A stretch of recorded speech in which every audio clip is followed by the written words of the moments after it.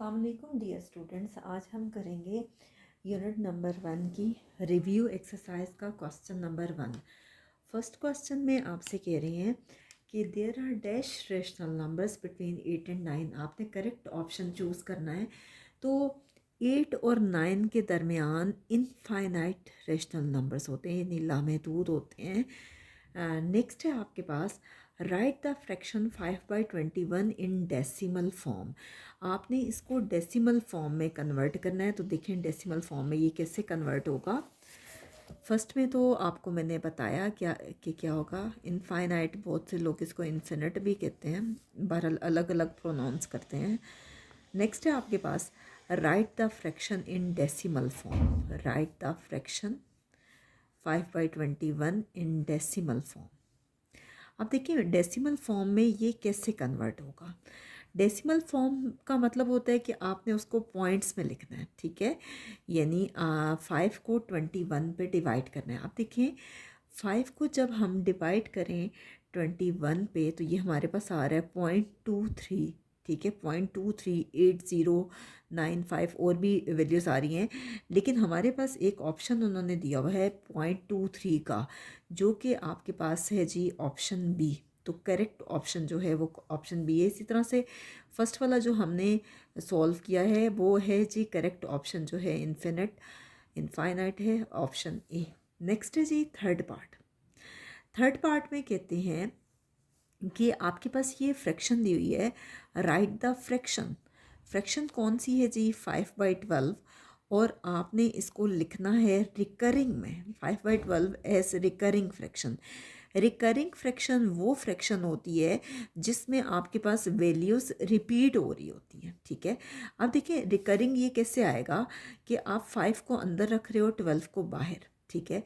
5 छोटा है, 12 पे डिवाइड करना है, डेसिमल लगेगा, ये 0 आएगा, ठीक है। 12 को करें तो 12 4 ज़र 48 आ रहा है, ठीक है। मज़ीद सिंप्लीफाई करें, यहाँ से बोरो करेंगे, 10 में से 8 गए, ये आपके पास आ गया 2, ठीक है।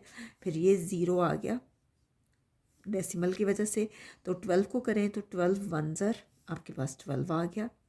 अब 20 में से 12 माइनस करें या बोरो करें, 10 में से 2 माइनस करें तो ये आता है 8। फिर हम डेसिमल की वजह से ज़ीरो लगाएंगे। नेक्स्ट आएगा 12 6 ज़र 72। फिर यहाँ से हम माइनस करेंगे, 10 में से 2 माइनस करें, 8 आएगा, ये आ जाएगा 7। फिर मज़ीद इसको करेंगे तो 12 6 ज़र 72। तो फाइनली जो है ये आपके पास आता जाएगा 0.4166 आपके पास ये आ रहा है। यानी आप इसको, ये जो रिपीट हो रहा है इसको लिख सकते हैं 6 बार, ठीक है। और ये आपके पास है जी करेक्ट ऑप्शन जो है वो ऑप्शन ए है, क्योंकि इसमें यह रिकरिंग है। नेक्स्ट है आपके पास फोर्थ है, कहते हैं एडिटिव इनवर्स जो है वो क्या होगा -3/5 का। -3/5 का मैं आपको पहले भी सिखा चुकी हूँ कि अगर नेगेटिव है तो उसका एडिटिव इन्वर्स पॉजिटिव है, और अगर पॉजिटिव है तो उसका नेगेटिव है। -3/5 का एडिटिव इन्वर्स होगा +3/5, और ये है बाजू का जो है उसके साथ प्लस का साइन नहीं दिया जाता, तो तब भी आपको समझ जाना चाहिए कि वही उसका आंसर है, और करेक्ट ऑप्शन जो है वो ऑप्शन डी है। नेक्स्ट है फिफ्थ पार्ट, कहते हैं reciprocal of 3 whole 4/5 is. 3 whole 4/5 का रेसिप्रोकल पूछ रहे हैं। अब देखिए मैं इसको सॉल्व करती हूँ। आपको पता है कि इसको सिंपल फ्रैक्शन में कैसे कन्वर्ट करते हैं, कि इन दोनों को मल्टीप्लाई करते हैं और उसमें ये नंबर ऐड करते हैं। 5 3 ज़र 15 आता है, 15 में 4 ऐड करें तो कितना आता है, 15 + 4 19 आता है, 19/5। अब 19/5 का हम रेसिप्रोकल लेते हैं, तो रेसिप्रोकल बोलते हैं उसकी इनवर्स को, यानी नीचे वाली वैल्यू ऊपर से ली जाती है और ऊपर वाली नीचे। आप इसको लिख सकते हो 5/19। तो 5/19 जो है वो है जी ऑप्शन डी। तो करेक्ट ऑप्शन है इसका जी ऑप्शन डी, यानी 5/19। नेक्स्ट देखिए सिक्स पार्ट है। सिक्स पार्ट में कह रहे हैं अगर 4/7 और बी जो हैं वो मल्टीप्लिकेटिव इन्वर्स हैं, तो देन बी क्या होगा। अब मल्टीप्लिकेटिव इन्वर्स क्या होता है कि अगर ए है तो हम कहते हैं कि उसका मल्टीप्लिकेटिव इन्वर्स जो है वो 1/a है, और वो इक्वल आता है 1 के।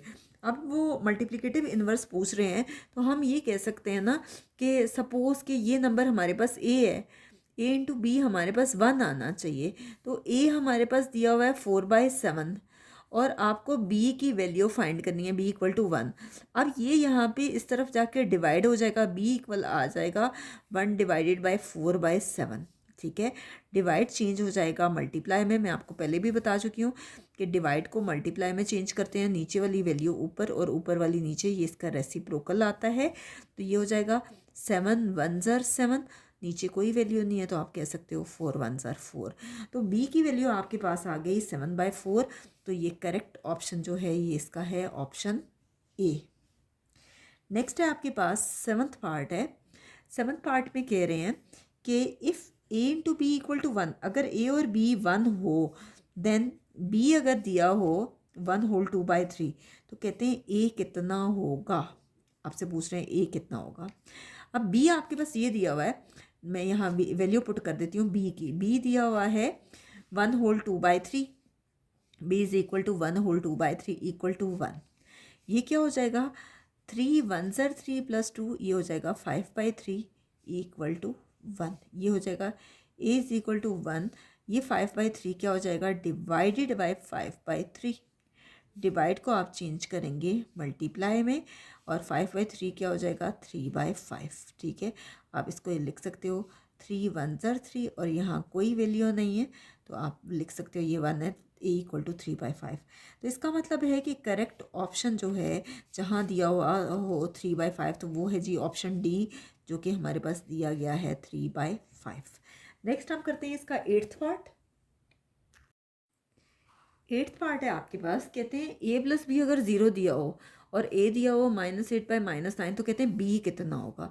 अब ए प्लस बी आपके पास 0 दिया गया है और ए की वैल्यू दी हुई है -8/-9। ठीक है, आप चाहें तो बेशक इसको यहाँ चेंज ना करें, आगे चेंज करें या यहीं पे बेशक कर लें कि माइनस माइनस कैंसिल कर दें और ये आ जाएगा 8/9 + बी। और अगर नहीं भी करना चाहते तो कोई इशू नहीं है, आगे भी सॉल्व कर सकते हैं। बहरहाल मैं यहीं पे कैंसिल कर रही हूँ कि माइनस माइनस प्लस होता है, या आप उसको कैंसिल कर दें। ये आ जाएगा 8/9 + बी इक्वल टू 0। अब 8/9 जो है ये दूसरी साइड पे जाएगा तो ये हो जाएगा 0 - 8/9। इसका मतलब है कि b की वैल्यू जो है वो आ गई है -8/9। आप इसको -8/9 लिख सकते हो या 8/-9 भी लिख सकते हो, तो दोनों सूरतों में ये ठीक है। तो करेक्ट ऑप्शन जो है वो है option D. Option D correct option है क्योंकि उस पर दिया गया है 8/-9। बाकी सारे अगर आप देखें तो वो डिफरेंट है। नेक्स्ट है नाइन्थ पार्ट, कहते हैं मल्टीप्लिकेटिव इन्वर्स किसका एग्जिस्ट नहीं करता, multiplicative inverse of dash doesn't exist. Dash, अच्छा किसका मल्टीप्लिकेटिव इन्वर्स एग्जिस्ट नहीं करता। अब देखिए कि ए का मल्टीप्लिकेटिव इन्वर्स आपको मालूम है 1/a होता है, लेकिन 0 ऐसा नंबर है कि 0/1 हो तो हम उसको 1/0 हरगिज़ नहीं लिख सकते क्योंकि वो अनडिफाइंड होता है। ठीक है, वो पॉसिबल ही नहीं है। तो 0 ऐसा है जिसका मल्टीप्लिकेटिव इन्वर्स एग्जिस्ट नहीं करता और वो है जी ऑप्शन ए। ऑप्शन ए पे दिया हुआ है उन्होंने 0, तो ऑप्शन ए जो है वो करेक्ट ऑप्शन है।